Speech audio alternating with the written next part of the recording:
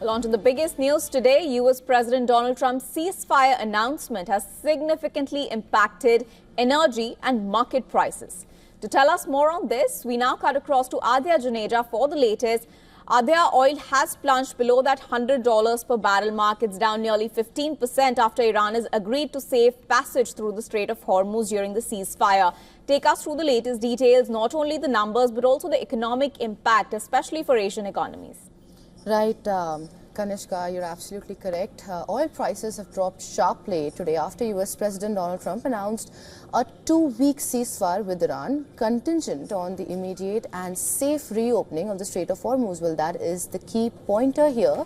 The route which gets 20% of global oil shipments. Now, crude has crashed over 23% to about $91 a barrel, marking the second largest single-day crash since March 2020. Well, the oil market reaction reflects easing fears of immediate supply disruptions after weeks of escalating conflict that had previously pushed oil prices up sharply. Brent crude had surged a high of about $120 from around $70 before the war. We have to mark that up. Market reactions to the Iran-US temporary deal has been swift and dramatic. Now, the latest drop was triggered by a last-minute ceasefire for 2 weeks between US and Iran. Well, the key condition, I'll just repeat it again, Iran will have to reopen the Strait of Hormuz, the critical route for all of the global oil shipments. Well, this has significantly reduced panic after weeks of conflict that pushed oil prices up sharply. Well, I'll just get to the backdrop of everything. Tensions boiled over last week when Israel launched precision strikes on key Iranian power plants near Tehran. Well, those hits raised real fears of widespread blackouts that could cripple Iran's oil production and export terminals. Well, markets went wild, traders were dumping and buying in a frenzy as supply risks loomed large. Then came President Trump's Truth Social post that lit the fuse. He wrote, and I'm quoting him here, "Iran closes Hormuz, we end their grid forever." Lights out tonight across the nation. Well, that stark warning was hit like a thunderbolt, spiking crude prices 15% in just hours. Everyone braced for the worst, with oil racing towards record highs. Now, fast forward to now, this surprise 2-week ceasefire flips the entire script. Now, Iran agrees to reopen the Strait of Hormuz immediately and safely. Well, these are the reports that we are getting in. We are not actually sure of it, which is now easing those choking fears of 20% of global oil flows. Sellers are piling in, crashing prices over 23% to about $91 a barrel, which I just told you, the second biggest one-day drop since the 2020 pandemic crash. But make no mistake, well, this calm feels very fragile, Kanishka. If Iran falters on the Hormuz commitment or talks break down, volatility roars right back. Power grid stays vulnerable, proxies lurk in the shadows, and Trump's next post actually could swing markets around again. Well, the story is far from over and we are watching every move. Kanishka? Absolutely. We are watching every move, and like you said, the story is far from over, and that's about the oil markets. But even global stocks are there. They've soared after the announcement. They are on a roll led by South Korea and Japan. Even Indian markets have opened on a very high note. Take us through the numbers here. Right, Kanishka, I'll just get you through the numbers that we are tracking for you. Well, Asian markets' reaction was more positive today. Indian Sensex surged as much as 2,775 points and is now trading above the 77,300 mark.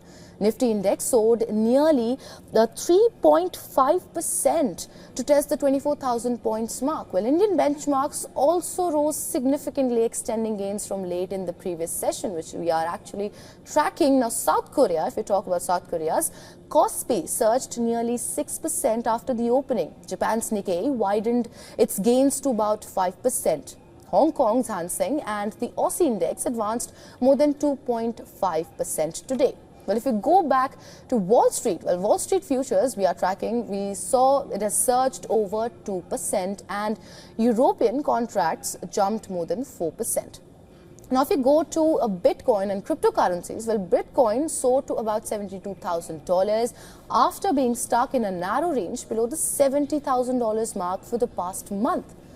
Gold as a commodity is closing in on $4,800 an ounce.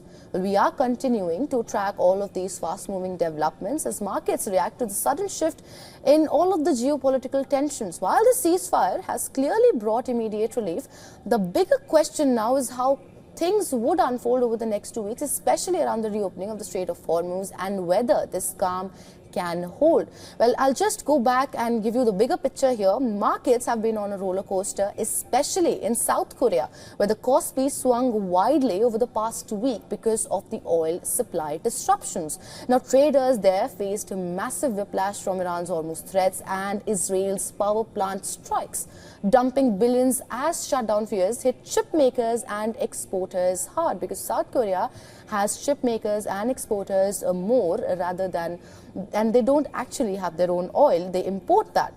And that volatility, Kanishka, has rippled everywhere, dragging down global indexes and spiking safe haven assets like gold, for example.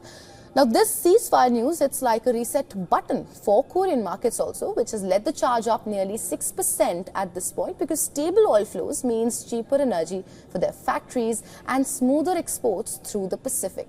Well, if we talk about Japan also, Japan's Nikkei follows suit with Tokyo imports nearly all its oil through Hormuz. And Europe and Wall Street pile into relief to dodge supply crunches that could have hammered inflation worldwide. But everyone knows geopolitics moves fast, and if Hormuz shipping reports any hiccups or Trump posts another warning tonight, well, those gains could vanish just as quick. Well, Korean semiconductor stocks especially stayed jittery, tied to energy cost. Global markets breathe easier today, but tomorrow brings new risks. Well, this story keeps everyone guessing. Well, Kanishka.